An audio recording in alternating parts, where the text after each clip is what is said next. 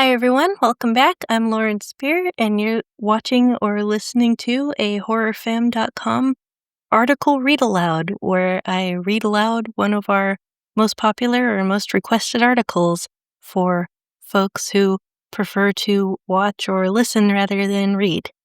And this week, I'm continuing from last week's article, which was by Christy Bandy. I wrote a follow-up piece myself with 35 plus more horror films that teens and tweens and even some kids above the age of 5 will enjoy. And here we go. I hope you like it. Back in 2020, Christy Bandy composed a wonderful list of 20 horror movies for tweens and kids. Since then, we've had more requests for a follow-up to that particular article than any other post. 20 horror films just weren't enough. The kids and tweens of horror fans devoured those films and needed more. More! Well, it took me a while to compile, but I've taken the challenge to provide today's youngsters with the list of horror movie recommendations they need to thrive, the fine flicks that will build their foundations for becoming the horror fans of tomorrow. Provided they aren't too young, please see my disclaimer at the bottom about not traumatizing wee ones. These 35-plus horror movies will thrill and delight the tween in your life and mold them into the horror-loving spawn you've always hoped they'd become. These films are also perfect for introducing adults to the genre who are nervous about getting into horror, or for your friend who wants to share your love of horror because they love you, but don't really like horror that much, / horror is too scary, violent, gross, whatever. And that's totally valid. I absolutely love horror, but not all of it is my taste and or is just a little too much for my PTSD to handle. So, these are all horror films that provide spooky fun and gentle thrills. Many of them are personal favorites of mine, since I'm very much a child at heart. And I know you'll enjoy them as much as your kid/teen will. Enjoy! Ghostbusters, 1984. Ghostbusters is one of the best movies for introducing someone of almost any age to the horror genre.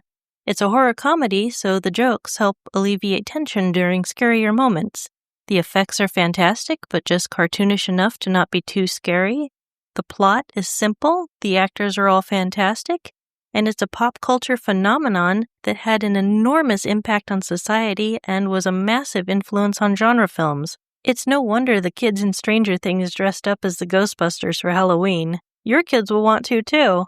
Some parents have mentioned getting uncomfortable during a certain scene that alludes to a ghost doing something risque with Ray, one of the Ghostbusters, and Litterbox Comics drew a super cute comic illustrating this parental discomfort. However, depending on how savvy your tween is, you may not have to worry about providing an explanation. I didn't realize what was supposed to be going on in that scene until I was in my late 20s. This is a great time to say that I'm not going to mention every tiny little thing that may or may not be too scary or uncomfortable or whatever in these movies. Fear is very personal. Fortunately, you can easily check for potential triggers on sites like doesthedogdie.com, an invaluable resource for sensitive movie viewers that shares all kinds of information, usually in a spoiler-free way, that goes far beyond just whether or not the dog in the film dies. I highly recommend it. Oh, and if your kids love Ghostbusters, be sure to show them Ghostbusters too. They make a great double feature. The Addams Family, 1991. The Addams Family sets the stage, introducing young audiences to the title family and all of their creepy kookiness. It's basically Uncle Fester's origin story, which was an unusual angle to take, but it works. The Addams Family is a lot of fun. Pugsley and Wednesday are a special treat as they tend to play out scenes taken directly from the Charles Addams comic strips. Gomez and Morticia are the example of #married couple goals and openly share their loving but never inappropriate relationship. And the side characters are all wonderful as well. Plus, once your tween is introduced to the Addams Family, they'll be able to enjoy Addams Family Values, a fabulous sequel that surpasses its original film. They can also check out The Wednesday Show over on Netflix, and for all the gold star stickers in horror genre class, they can watch the 1960s TV show. It's in black and white. How utterly grown up they'll feel indulging in it. The Nightmare Before Christmas, 1993. Looking for a holiday-themed horror film for tweens? Then you're looking for The Nightmare Before Christmas. Which holiday? Well, that's up to you. Personally, I think it's more Christmassy than Halloweeny, but I'd love to hear your thoughts in the comments. I think it's a great movie for November when Halloween is over but Christmas is still a ways away. It's nice for filling that gap when there's nothing going on. If you're not familiar with The Nightmare Before Christmas, I'm going to have to assume that you're an alien or a young child yourself, to which I'll congratulate you on having read so much of my article given your limited years on this earth, either due to your age or being off-planet. If you really don't know, then Nightmare Before Christmas is a stop-motion animation musical with great songs about Jack Skellington, aka the Pumpkin King, who rules Halloween Town and is in charge of making sure Halloween, happens each and every year. But he's so bored and longs for something different. And after discovering Christmas Town, he decides to become the new Santa Claus and be the one in charge of making Christmas happen for all. What could possibly go wrong? The House with a Clock in Its Walls, 2018. Based on the book The House with a Clock in Its Walls by John Bellairs, this fun little film was helmed by Eli Roth of Cabin Fever and Hostel and stars Jack Black and Cate Blanchett. It tells the story of 10-year-old orphan Louis being adopted by his eccentric Uncle Jonathan, who turns out to be a warlock. A period piece set in 1955, The House with a Clock in Its Walls has beautiful costumes and set dressing. It has a very fantasy look/feel to it, but that's not a bad thing at all. Horror fantasy movies are fantastic for introducing kids and tweens to the genre. I would have put the Harry Potter films on this list. My dad absolutely insists they're horror films, but I figured everyone who wants to share them with their kids already has. The House with a Clock in Its Walls also has living jack-o'-lanterns, zombies, a spooky graveyard, an evil warlock, living furniture, the threat of doomsday, and other supernatural and magical points of interest, as well as everyday adolescent struggles like making friends in a new school, figuring out who you really are, and getting picked last for sports. Casper, 1995. My primary memory of Casper is watching it during a rainy day PE class in middle school and a classmate, Chelsea, involuntarily screaming out, "Oh my God, he's hot!" when Devon Sawa shows up in it. Chelsea was sent to the principal's office for her outburst, but only because so many other girls and a few boys started making too much noise agreeing with her. So there's that. I guess Casper was an awakening movie for many 90s tweens. I'm not sure if modern tweens will have the same reaction as my peers did. However, I think they'll enjoy this sweet, simple ghost story. Casper, the title character, is the ghost of a child long dead who's so very lonely. He lives with 3 other uncle ghosts who treat him horribly, and the house they're haunting has recently been acquired by an evil woman who's hell-bent on finding its hidden riches. Casper calls a paranormal therapist, Bill Pullman, for help, and the doc moves into the house along with his daughter Kat, Christina Ricci, and from there, Casper and Kat kind of have the Ghost and Mrs. Muir situation going on, where they form a lovely platonic friendship, but there's also some crush feelings going on, at least on Casper's side. It's spooky and sweet with few things to be afraid of. Some of the references may go over your kids' heads. The celebrity cameos, like Rodney Dangerfield, are very dated, but the CGI special effects hold up shockingly well.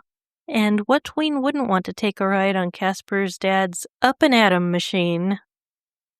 Bonus! Casper Meets Wendy, 1998. I haven't watched this one personally, but my dad said it was cute. It's most notable for being Hilary Duff's first movie. Hotel Transylvania, 2012. Films where all the classic monsters get together are always a treat, and Hotel Transylvania is especially tasty with its adorable renditions of said monsters, its fast pace, its endearing characters, its lighthearted humor, and its sweet story. Hotel Transylvania is equal parts tender and goofy, with plenty of monster-related antics. The father-daughter relationship between Dracula and his daughter Mavis is really cute. Dracula has built the Hotel Transylvania as a sanctuary to keep his daughter and other visiting monsters safe from humans. Imagine his dismay when Johnny, a human boy who accidentally found his way to the hotel while lost in the woods, instantly falls in love with Mavis. And Mavis likes Johnny too? What's a father to do? As your tweens grow older, they're bound to date people you don't necessarily approve of. Hotel Transylvania shows that honest communication is key. Mavis is great about talking with her father about her hopes and fears, and everyone deserves a fair chance. Obviously, Johnny's human background is far different from how Dracula raised Mavis as a monster, but he's a good dude. Adorable. And perfect for all ages. Although Hotel Transylvania totally rules, there are diminishing joy returns from every following sequel, and for your own sanity, skip the fourth one entirely. Oof. Eight-Legged Freaks, 2002. Eight-Legged Freaks is so much fun and is just so enjoyable. The cast, which includes Scream King David Arquette and a teenage Scarlett Johansson, really gives it their all, and the script, silly as it is sometimes, is surprisingly tight. For example, a lighter is shown early on and comes up again much, much later. Love that. In a desert town in Arizona, a toxic waste mishap transforms the local spiders into gigantic, hungry monsters. Similar to Tremors 1990. Another PG-13 horror movie I absolutely 100% recommend. The townsfolk and eight-legged freaks must come together to tackle this eight-legged invasion. Eight-Legged Freaks cleverly blends humor with horror, creating moments that'll make you jump and chuckle at the same time. It's a perfect horror film for tweens, an arachnid roller coaster. It's a story about bravery, unlikely heroes, and a bunch of gigantic spiders. It's so action-packed and silly, they'll forget to be scared. Arachnophobia, 1990.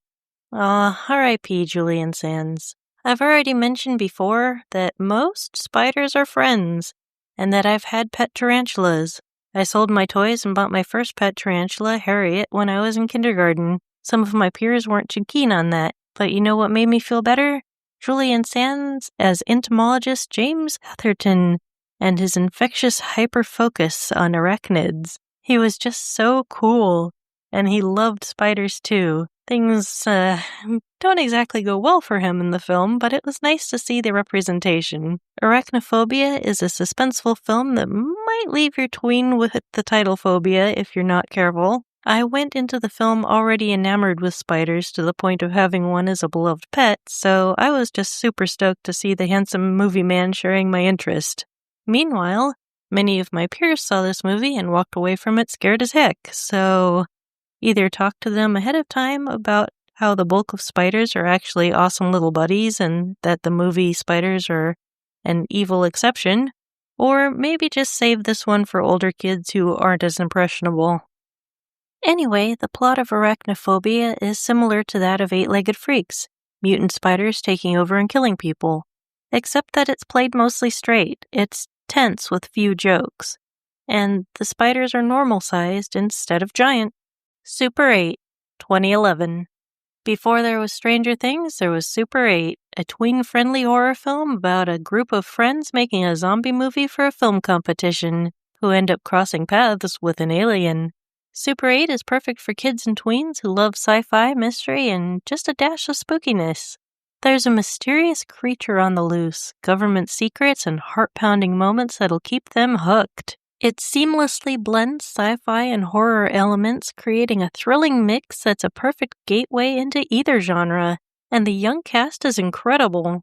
Note, Super 8 has a lot of loud noises, starting with the core friend group witnessing a train crash, and there's a lot done with sound throughout in terms of auditory jump scares. I have auditory processing issues and was happy that I watched Super 8 at home, where I could easily adjust the volume. It's great, don't get me wrong, but I thought I should mention that for my fellow sensitive-eared kiddos. E.T., the Extraterrestrial, 1982. Confession: I've never watched E.T., the Extraterrestrial. I've been meaning to for years, and I've seen so many clips from it and parodies of it that it kind of feels like I've watched it, but I've just never gotten around to it. Maybe that'll be one of my New Year's resolutions or something. When I added Super 8 to this list, I was asked why I hadn't added E.T., since Super 8 was heavily influenced by E.T., and it was because, unlike every other movie on this massive list, I hadn't watched it myself. Now you know my secret shame. I've been assured that E.T. the Extraterrestrial is a worthy addition to this list and that kids and tweens will love it. It's about kids who find an alien. As of now, I don't have anything else to say about it because I haven't seen it personally. Update! I followed through on my 2024 New Year's resolution and watched E.T. the Extraterrestrial. I shared my thoughts in a different article, but long story short, it's as great as everyone said it was. But if you've recently experienced a loss or illness in your family, the second half can be a difficult watch emotionally, even though it, 40-plus-year-old spoilers, has a happy conclusion. Gremlins 2, The New Batch, 1990. If your kids loved Gremlins, 1984, from Christie's original list of 20 kid/tween friendly horror flicks, then they'll love Gremlins 2, The New Batch as well.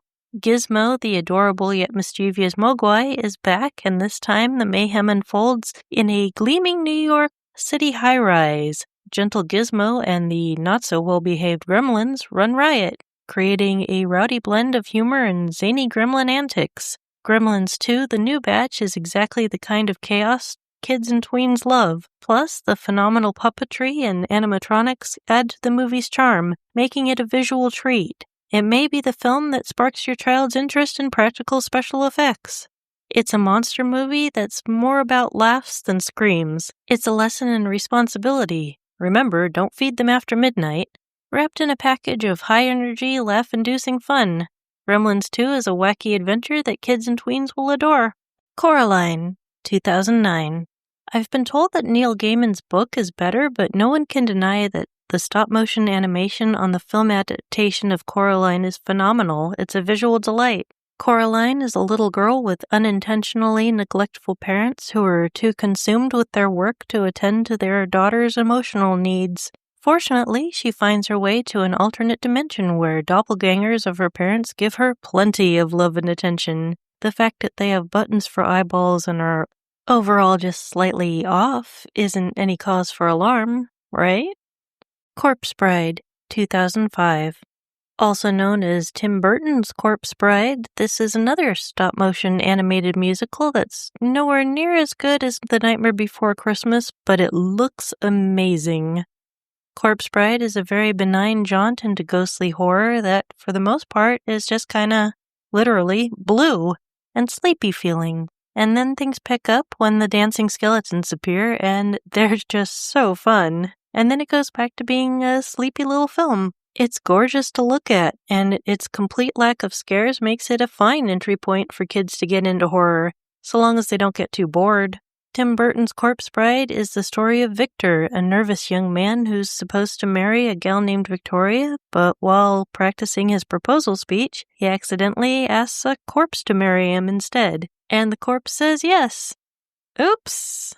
Scary Stories to Tell in the Dark, 2019. Scary Stories to Tell in the Dark takes place right around Halloween of 1968. It's loosely based on a series of children's books by Alvin Schwartz, and the plot almost doesn't matter. The main draw of this movie is the outrageously cool special effects taken straight from the Stephen Gammell illustrations the original books were known for. This is a great film to show tweens because, when they're rightfully enthralled by the terrifying imagery, you can mention that the super scary characters they're gawking at are originally from a series of books. And the illustrations in said books are even more traumatic. And then your kids will be like, what? Word? And then they'll go read the books, and you two can bond over great reading material. Monster House, 2006. Three adventurous kids discover that the creepy house across the street is no ordinary haunted place. It's alive. The house itself is the monster, with a jaw that chomps and a personality as big as its appetite for anything that gets too close. Monster House is another period piece, this time taking place in 1983. It's also another kid-friendly horror film that takes place on Halloween. It's a spooky adventure that teaches the value of courage and teamwork. When I first saw the trailers back in 2006, I'd hoped it was an adaptation of Clive Barker's The Thief of Always, and was disgruntled it wasn't. I saw it in theaters anyway, and was glad I did. My one beef with Monster House is that flashback scenes of an obese woman being tortured in a circus's freak show are very difficult to watch, even when you acknowledge that things were different in the good old days. Since tweens are an especially vulnerable group when it comes to body image issues, I wanted to call that out ahead of time so you could prepare for it. You can decide if this horror film for kids is a good place to open up a dialogue about weight issues and attitudes, or if the fast forward button is a better option. Paranorman, 2012. Norman is an everyday kid, except for one extraordinary ability. He can talk to the dead. Paranorman is a mix of humor, mystery, and some genuinely eerie moments. Stop-motion animated zombies, witches, and ghosts provide visual thrills for kids and tweens, as they're treated to a story about embracing who you are, no matter what anyone else thinks. The Witches, 1990. Based on the Roald Dahl book with the same name, The Witches teaches tweens that witches are real and living among us. These aren't friendly practitioners of the mystical arts either. These witches are essentially female demons who are evil to their core, and their main goal is to destroy all children. The main character, Luke, is a 7-year-old boy who ends up staying in a hotel with his grandmother when she's instructed to take a restful seaside vacation after a diabetes-related health ordeal. Unfortunately, the hotel they've checked into is hosting a convention of witches, including the Grand High Witch, the queen of all witches. Yikes! Luke and a peer, Bruno, are transformed into helpless mice by the witches, leaving the fate of the world's youth in the hands of an elderly woman and 2 tiny rodents. The odds are terrible, but your tween will love watching the events unfold and finding out how or if the heroes triumph against the scariest witches to ever grace the silver screen. While I'd recommend the 1983 Roald Dahl book to any age, you may want to keep The Witches 1990 away from younger kids because it's intense. The makeup effects are fantastic and super disturbing, and a lot of the haunting concepts from the book hit harder when you can see them. For example, a little girl gets trapped inside a painting and slowly grows old until she eventually disappears entirely. Brr. There's also The Witches 2020, but I haven't watched it yet. Did anyone? Let me know. Goosebumps, 2015. Speaking of horror movies for kids based on horror books for kids, Goosebumps stars Jack Black as children's horror author R.L. Stine and is an energetic romp through the Goosebumps universe. The plot centers around a teenage boy, Zach, moving next door to a teenage girl, Hannah, and her dad.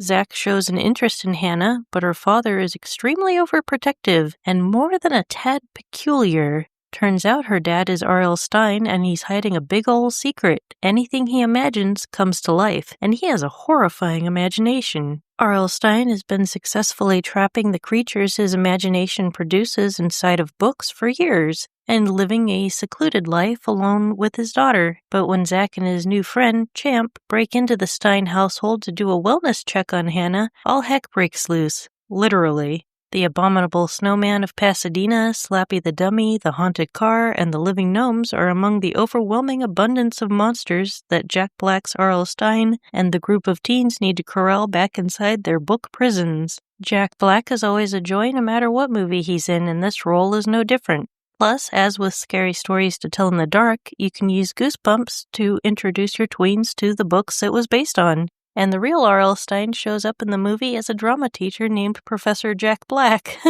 If your tweens enjoy Goosebumps, then they may also like the Goosebumps 2 Haunted Halloween 2018. I haven't seen that one yet, but since Jack Black pretty much is the first movie and his role was reduced to a cameo in the second one, I'm prepared for it to be on the list of disappointing horror sequels.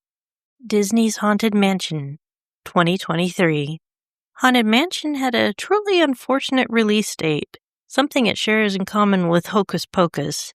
But hopefully it'll find the love it deserves on streaming. It's a perfect tween-friendly horror film you and your kids will enjoy immensely. I've already written a full review of Disney's Haunted Mansion that you can check out for more details. There are also 2 other films based on the Disneyland Haunted Mansion ride, The Haunted Mansion 2003 and Muppets Haunted Mansion 2021. That are also appropriate for kids and tweens. The Monster Squad, 1987. The Monster Squad is one of my all-time favorite movies ever of any genre, so I'm totally biased in my recommendation here. Is it appropriate for kids? Probably not. Is it okay for tweens? That'll ultimately be up to you, but I'd say yes. It's about a group of tween boys and one little girl who have a club based around their love of horror and all things monster. But when real monsters show up in the form of Dracula, the Wolfman, the Mummy, the Gillman creature, and Frankenstein's monster, the club becomes a monster-fighting squad. The adolescent heroes are the only ones with enough horror knowledge to take down the threat. It has amazing effects, refreshing takes on classic monsters. Dracula has zero chill, which I find both menacing and hilarious. Humor, heartwarming moments. There's one scene that makes me cry every time I watch it, and it moves along at a fast pace that will keep your tween captivated. Hocus Pocus, 1993. Hocus Pocus is one of Christy Bandy's favorite Halloween movies, and her kids loved it too. In it, Bette Midler, Sarah Jessica Parker, and Kathy Najimy star as witch sisters who have been summoned to modern times, the 1990s, from 1693 via reading aloud from a spooky book. The witches are after eternal youth and try their very best to get it by using quirky spells and slapstick humor. In addition to the Sanderson sisters, there's a talking black cat named Binks, a zombie named Billy, and plenty of atmosphere. Hocus Pocus has just a smidge of suspense as the two child leads try to defeat the witches before it's too late, which will give kids and tweens spooky thrills without being too scary. And if your youngsters love it, they'll be thrilled to know that there's a sequel, Hocus Pocus 2. Halloween Town, 1998. My husband introduced me to Halloween Town, and I thought it was adorable. As the title implies, it's a perfect movie for Halloween time. It's also a great gateway into supernatural films for even the youngest viewers. 13-year-old Marnie discovers she's from a family of witches who originally hailed from Halloween Town, a magical realm where all the witches, monsters, ghouls, and other spooky characters reside. Along with her younger brother and sister, and their grandma, played by Debbie Reynolds, Marnie visits Halloween Town on a journey of discovery. Can she unlock her own witch powers? And they end up on quite the adventure. There's giant pumpkins, teenage goblins, and even a talking skeleton who drives a taxi. It's perfect for kids who love Halloween and trick-or-treating. Or tweens who miss it. Not to mention there are 3 sequels. Something Wicked, This Way Comes, 1983. Based on the 1962 Ray Bradbury novel, Something Wicked This Way Comes is about the circus coming to town. Led by Mr. Dark, a charismatic and quietly menacing ringmaster who has one of the finest hats in all horror villainy, the circus is granting the town folks wishes a la the Wishmaster or the Monkey's Paw. They're all getting what they want, but only in the most technical sense. 2 tween boys, Will and Jim, figure out what's going on at the evil circus, and Mr. Dark doesn't take kindly to their nosiness. The scares in Something Wicked This Way Comes spawn from the suspense of Mr. Dark hunting them down and learning the hard way that we should all be careful what we wish for. Abbott and Costello Meet Frankenstein, 1948. There are so many wonderful black and white horror movies, but it can be difficult to get younger audiences to engage with the medium. Introducing your tween to a black and white horror movie via a horror comedy is a great tactic. Abbott and Costello Meet Frankenstein, like the Monster Squad and Hotel Transylvania, features all of the core movie monsters together in one film with plenty of comedy antics to keep the antsy tweens focused. It's fast-paced and silly, and it's bound to ignite their interest in the old Universal monster movies.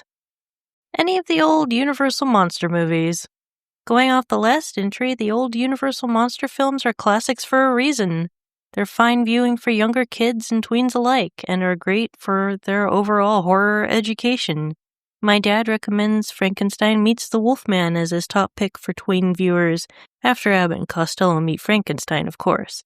These aren't all the Universal monster films, but this is a great starter selection. Frankenstein Meets the Wolfman, Dracula, Creature from the Black Lagoon, The Invisible Man, Frankenstein, The Bride of Frankenstein, The Mummy. Since they're all fairly short, you can easily run them back to back at a party as background atmosphere. but you're pretty much guaranteed at least one kid will stop in front of the TV to watch the entire marathon. The Mummy, 1999. Action, adventure, comedy, Brendan Fraser. Finding someone who doesn't enjoy The Mummy is like finding someone who hates cold drinks on a hot summer day. The Mummy takes the spirit of the old Universal classic and updates it beautifully. It keeps the horror spirit alive while placing the audience on a fast-paced ride of special effects and elaborate action sequences. It's no wonder that the actual ride based on the movie is one of the longest-running attractions at the Universal Studios theme parks. Monsters, Inc., 2001.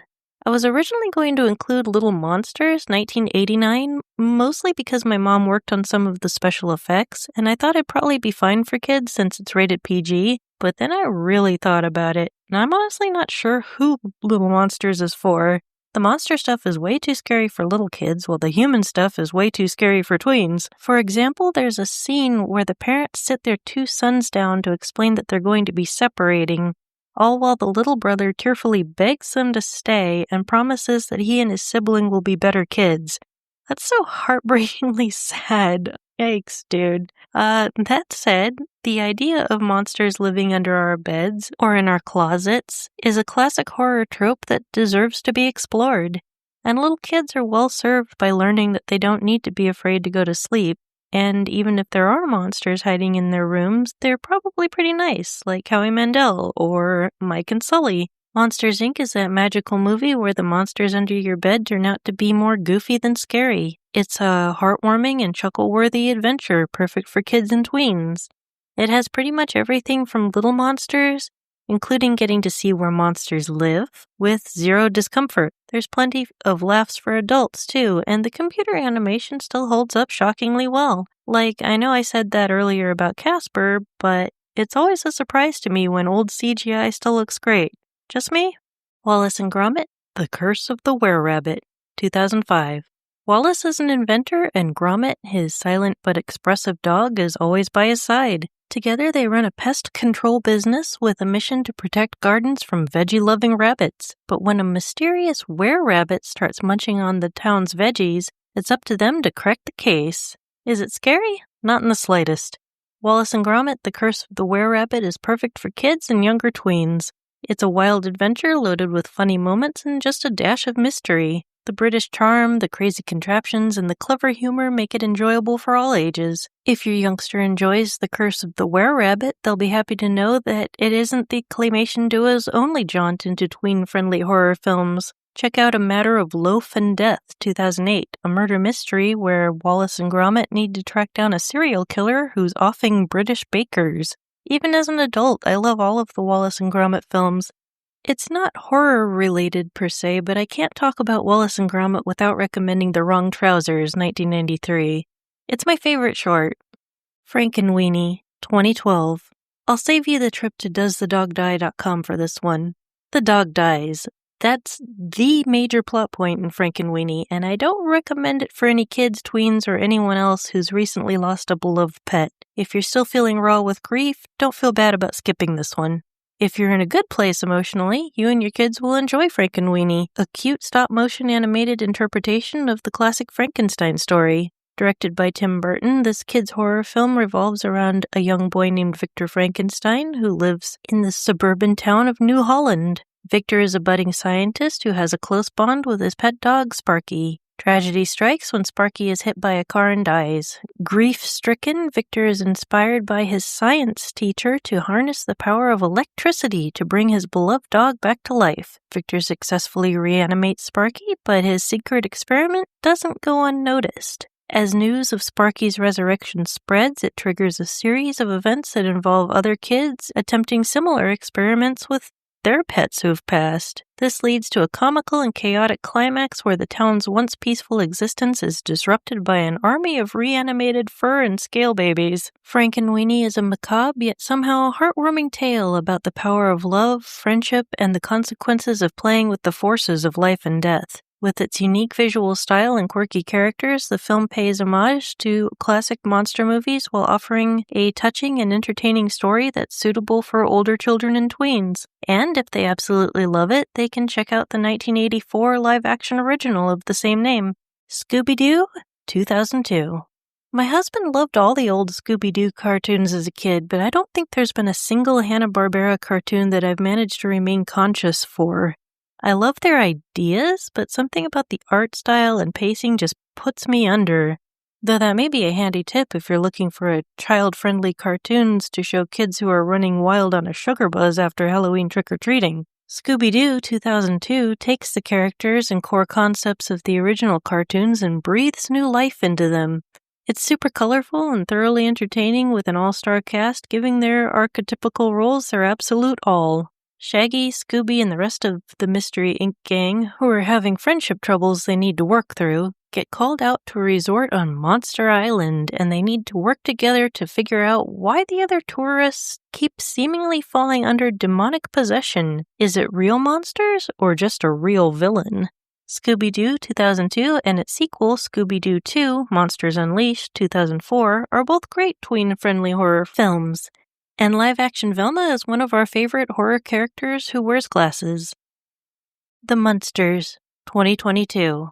I've been a lifelong fan of the Addams Family, the comics, the 1960s TV series, the 1990s movies, and Charles Addams even shares my birthday. But, as with Scooby-Doo, I was more enamored with the idea of the Munsters than the original show. I seem to be in a minority on this one, but I liked Rob Zombie's version of the Munsters, and not just because it stars Daniel Roebuck as Grandpa Munster, though he is the best. I thought it was a lot of fun, and it was a near-perfect pilot episode to what could have been a really awesome new show. And perhaps it still could be if it were allowed to be its own thing. Today's tweens, much like myself, have zero emotional connection to the old show and can go into the Munsters 2022 with fresh, honest eyes, and I genuinely think they'll enjoy it. It's a live-action cartoon, a vividly colored horror comedy with iconic characters acting out goofy scenarios. It's fun! Little Shop of Horrors, 1986. If your tween isn't a theater kid already, Little Shop of Horrors might be the film that gives them the ol' acting bug. Unfortunately, my 7th grade drama department didn't perform this gem for an audience, but you can bet we were all singing its incredibly catchy songs for our own personal joy. The 1986 theatrical version of the musical based on the 1960 original film, Little Shop of Horrors, is one of the absolute best horror movie musicals in existence, and younger audiences have loved it since it came out and still do. Though it may make younger children afraid to go to the dentist. Speaking from experience. Return to Oz, 1985. Christy mentioned in the introduction of her own list of tween-friendly horror movies that Return to Oz gave her lifelong nightmares. Personally, Return to Oz has always been one of my comfort films. As a child, I would put roller skates on my hands and feet and pretend to be a wheeler. And who wouldn't want a pre-made lunch from a lunch pail tree? If your kid enjoyed The Wizard of Oz as a child, they'll probably love Return to Oz as a tween. Dorothy returns to Oz, but it's not as she left it. The yellow brick road has been reduced to rubble, her friends have been turned into stone, and the Gnome King, the primary antagonist from the books, has taken over. Sure, there are some intense moments. Princess Mombi is a menacing, headless woman who wears other women's heads and threatens to add Dorothy to her collection, but this is a horror film. It may not have been billed that way originally, but it absolutely 100% is a horror fantasy movie, and it's awesome. In The Wizard of Oz, Dorothy gathered together a group of friends and faced off against the Wicked Witch. In Return to Oz, Dorothy gathers together a group of friends and faces off against the Gnome King and Princess Mombi. Happy endings all around. To me, the only significant difference is the lack of singing. Ernest Scared Stupid, 1991. While Return to Oz teaches kids that the incredible edible egg is the weapon of choice when facing off against gnomes, Ernest Scared Stupid gives rise to the got milk era of monster fighting. Or does it? Perhaps the real way to defeat evil trolls is through unconditional kindness. A message even more relevant now, I haven't seen Ernest Scared Stupid since I was 6 years old, but I remember a lot of it. I remember a baby doll getting crushed in a trash compactor. As a doll collector then and now, horrifying. Ernest being loud and overflowing with energy, the living cartoon actor of the 80s to early 90s before Jim Carrey took on the title.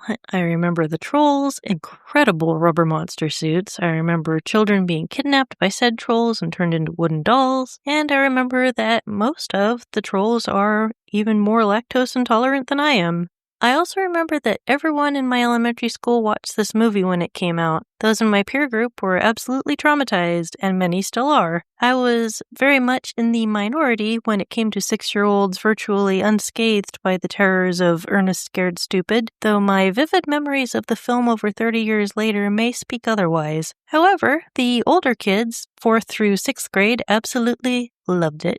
House on Haunted Hill, 1959. Have you introduced your tween to Vincent Price yet? If not, this is your sign. It's time. House on Haunted Hill is a classic horror film directed by William Castle. The plot revolves around an eccentric millionaire named Frederick Lauren, played by Vincent Price, who offers $10,000 to anyone who can spend the night in a supposedly haunted mansion. Lauren invites a diverse group of guests to the house, each with their own motives for being there. As the night progresses, eerie events occur, causing tension and fear to mount among the guests. They begin to suspect that some of their fellow visitors may not be who they appear to be, and the house itself seems to come alive with malevolent forces. The film cleverly plays with the audience's expectations, keeping them guessing about the true nature of the supernatural occurrences. House on Haunted Hill is a fun, atmospheric tale of suspense with twists and turns that keep young viewers on the edge of their seats. The film's iconic ending adds a final shocking touch and will give you an opening to discuss the fun gimmicks William Castle used to make his movie stand out back in the day. If your tween loves House on Haunted Hill and or Vincent Price, I recommend showing them The Tingler, 1959, next. Mad Monster Party, 1967. Mad Monster Party is a stop-motion animated Rankin Bass holiday special with some of the most adorable renditions of the classic movie monsters you'll ever see. Much like Rudolph the Red-Nosed Reindeer, Rankin Bass's Mad Monster Party is very mellow. Perfect for unwinding with, or as an end-of-the-night monster-themed treat for very small children. It won't give them nightmares or keep them up past bedtime, and it has a few cute songs, one of which is sung by Boris Karloff. Any of the Monster High movies. The photos that I'm showing are from Monster High Haunted, a personal favorite since I love ghost movies, but all of the old 2010 to 2016 Monster High films are a lot of fun. I started out collecting the dolls because they're so darn cool and then became aware of the cartoons. If you're coming at it from the other way around, you may end up needing to buy your kiddos some new toys after they view these. Fair warning. The Legend of Sleepy Hollow, 1949. Included in The Adventures of Ichabod and Mr. Toad, the short segment The Legend of Sleepy Hollow is a Halloween Disney classic. It's the animated story of the Headless Horseman. Trick or Treat, 1952. I prefer the Carl Barks comic book version of this story, but there's no denying how great the song Trick or Treat for Halloween by the Mellow Man is, featuring Thurl Ravenscroft, aka Tony the Tiger. It'll be stuck in your head for weeks after you watch this, and you won't even mind. This short film is so short, I'm not even going to bother describing it other than to say it's about Huey, Dewey, and Louie Duck making friends with a witch named Hazel. Check it out. A note before diving into any horror films. Please don't traumatize your kiddos. As I've mentioned in my post, Are Horror Movies Good For You? It's generally not recommended to expose children under 5 to the horror genre. Their brains aren't developed enough to distinguish reality, scary, from fantasy, fun, and they may end up truly terrified by what's shown on screen. Of course, in the end, you know your child or children best. You'll always be the best judge of what will or won't scare the crap out of them. But seeing as I'm not a parent myself, nor will I ever be, my opinion on what's good/safe for kids and tweens definitely needs to be double-checked by a real parent. So please do your due diligence to ensure your kid/tween has the absolute best time. Have a great time and feel free to share your favorite kid and tween-friendly horror pics in the comments. Want more horror movies for kids and tweens? I've been compiling another list of horror movies for tweens and kiddos that I'll be unleashing on the world relatively soon. In the meantime, I recommend checking out my 2 lists of horror movies set on Halloween. Both Part 1 and Part 2 are divided into age groups. Horror movies for ages 5 to 9, horror movies for 10 to 13-year-olds, horror movies for teens aged 14 to 17, and Halloween horror movies for adults. There's some crossover with this post, but there's also several new options, and they're all thematically connected by their Halloween settings. Check them out. This article was written by Lauren Spear. Lauren Spear is the owner of horrorfam.com. You can learn more about her at horrorfam.com/about. Hi, it's me again. Thank you for listening or watching this episode of horrorfam.com read alouds. And I hope that this list was helpful for you. And if it was, please let me know in the comments. Or if you think that there's a movie that you've introduced your child, kid, teen, tween, and that they really enjoyed it and I forgot to mention it, please let me know that as well. I'm always looking for horror movies that are accessible to younger audiences, that are fun, scary, but not traumatizing. And yeah, I'm always looking for new updates to the list, so please let me know. And if your kid or tween found their new favorite horror film from this list, please let me know that as well. It's always fun to be a part of somebody's introduction to the horror genre. And yeah, give this a like. Please share it with your friends and family. And if there are any other articles on our site that you think would be worthy of a read aloud, please let us know. I started doing this series because a dear friend is very into horror and was very interested in what was going on horrorfam.com, but he wasn't able to read the articles. And he asked if I could just read them to him. And I thought, well, if I'm doing that, I might as well read it to other folks as well.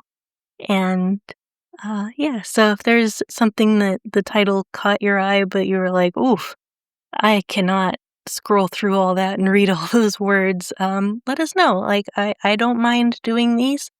But we have so many articles, it's hard to know which ones you guys want read aloud. So let me know. If not, I'm just gonna go by what my friend wants read aloud, or what the analytics show are the ones that people are reading the most, and just try to make them more accessible for everyone. So yeah. I hope you enjoyed this, and until next time. Oh, one more thing. If you want to watch any of these films, we have buttons for where they're currently streaming. It changes around every month. They automatically update so that they always have the most current, up-to-date information, which is why I didn't read where each of these is streaming, because depending on when you're watching this, that may no longer be the case. Like if something is on, one platform right now, they might not be next month, and then you'd be confused. And and I always find that frustrating when somebody says it's streaming on such and such, and then you go there and it's not. And it's like, oh, that's because they posted it last month. And, so if you would like to know where any of these are currently streaming, just go to the article link below, and you'll find where they're all currently streaming. So it makes it really easy to find exactly what you're looking for. And thank you. Bye.